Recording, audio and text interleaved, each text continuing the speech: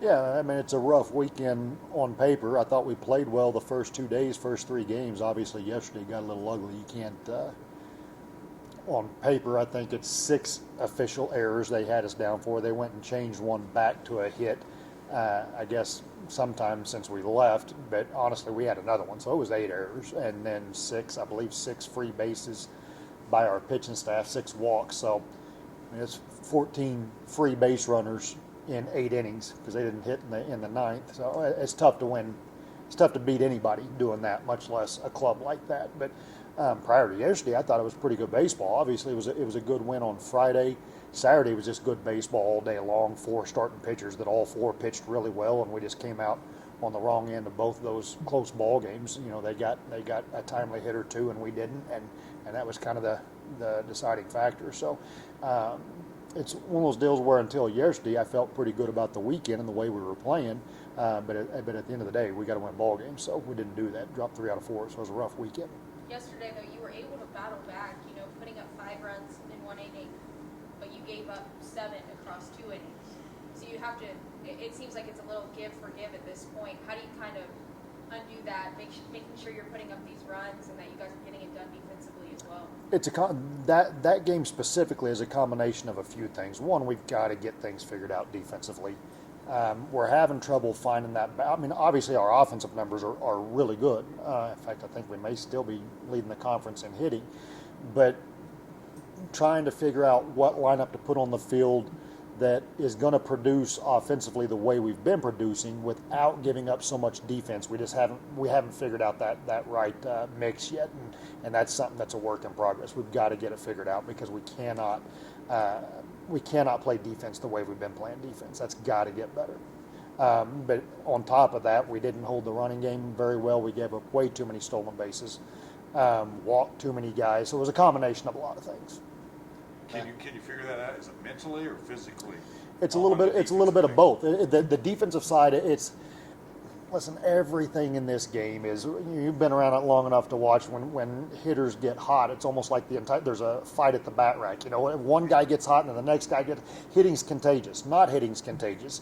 Playing defense is contagious. Throwing strikes is contagious. And I think we're in a little bit of that right now. We talked about that a little bit after the game yesterday. It's like we got guys that. I don't want to say playing scared, but almost playing right now not to make a mistake rather than just going and playing. And you get an error and it snowballs to 2 errors, and then all of a sudden everybody starts tightening up a little bit. And you felt a little bit of that yesterday. So while it's absolutely physical, I mean, there's some things mechanically you can adjust to give yourself a better chance of fielding a ground ball or whatever it may be, getting your feet under you to make a throw across the infield. There's a lot of it that's mental too. They're kind of feeling that pressure right now. I think we got to find a way to fight through that. When you're coming off a weekend when you didn't play your best, is having the short week this week kind of a blessing that you guys can get right back out there and play again? Yeah, I do think anytime you have a bad weekend, you're ready to get that taste out of your mouth. So getting back on the field and playing somebody else, I think, will be a good thing. Now, listen, we've got to be ready to go because it's another really tough weekend. Lubbock's getting it figured out. It just took 3 out of 4 from St. Edwards, and they're really starting to get it figured out. So it's going to be a tough weekend this weekend at our place. I want to ask, I got to see, like I said, I got to see you guys play last week. It seems like we're hearing a lot of the same names, especially on the offensive end. But who's been the most well-rounded player that you've had so far this season that's really kind of matured from the beginning until now? Most well-rounded player. I don't know if I can say well-rounded as far as guy that you say that's matured from the beginning of the season till now. Probably Tony Picciano, who's a freshman who we kind of expected to see that growth with. It's been fun watching him kind of settle into being our center fielder from being a redshirt freshman and early on, maybe having a little more swing and miss and chasing stuff out of the zone and watching him kind of grow up has been a lot of fun. Police has hit it really well. Allwine's hit it really well. As far as all-around player, Danny behind the plate has been great for us. Just tough and does everything we need him to do to try to win ball games. There's nobody on our team more competitive than that guy, so he's pretty well-rounded. I would I would probably say Danny as far as answering that specifically. And then on the flip side of that, also, you know, who's strong. You obviously good leadership to win these games and to have a great mental standpoint, I guess, of the game. Who's really stepped up in the leadership standpoint this season so far? Danny is trying real hard to do that. Daniel Castellanos, Allwine, which kind of surprised me yesterday, but it was good to see. Like whenever we gave up the, kind of got behind whatever it was, 5 or 6 runs, and then turned around and answered with a bunch of runs to tie it up 7-7.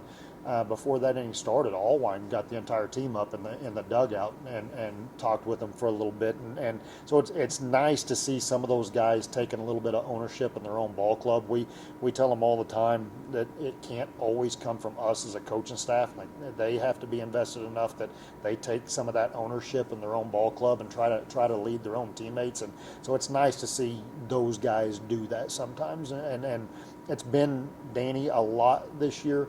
But it was nice to see Allwine step up and do some of that yesterday as well. We kind of talked about it a little bit with the advanced schedule this week because of Easter.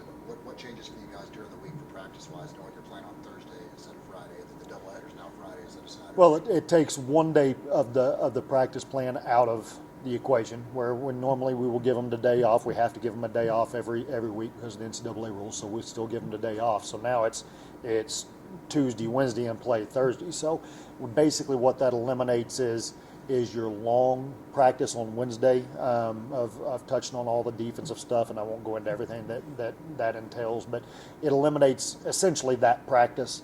We will still enter squad tomorrow, but even that will be altered a little bit. Guys won't be extended as much on the mound where a Schrader or a Reed, guys like that, we might normally try to extend to 2 innings on a Tuesday inter squad. Now those guys are just going to go out and throw one, kind of get a little bit of work, face a few hitters, but not throw too many pitches, so they're ready to go for the weekend. So it will some things will be a little different.